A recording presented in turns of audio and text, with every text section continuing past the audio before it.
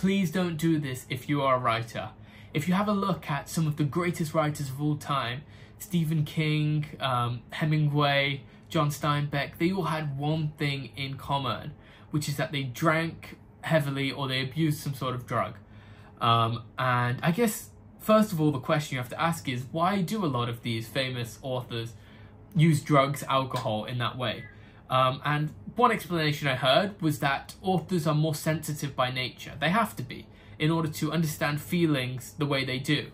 And because they're so sensitive by nature, they almost can't deal with the cruel reality of the world, so they drink to drown that part out. That was something that I thought was interesting, especially given the fact that a lot of authors are neurodivergent, and it helps with creativity. I suppose another explanation could be that having some drug could allow you to kind of increase that creativity.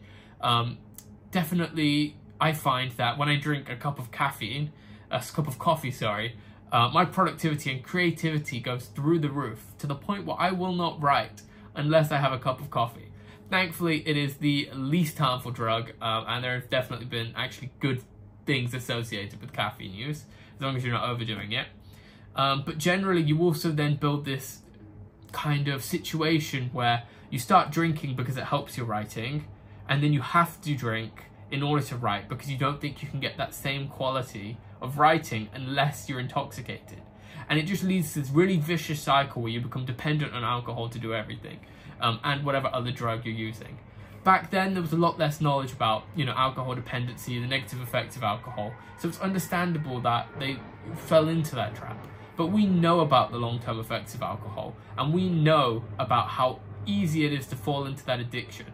And I can tell you, you will not be hindering your creativity by not using drugs, although I do recommend caffeine. It is definitely something that helps me. So the moral of the story is, please don't abuse drugs because you think it helps your writing. It might help your writing a little bit, but it is definitely not worth the cost.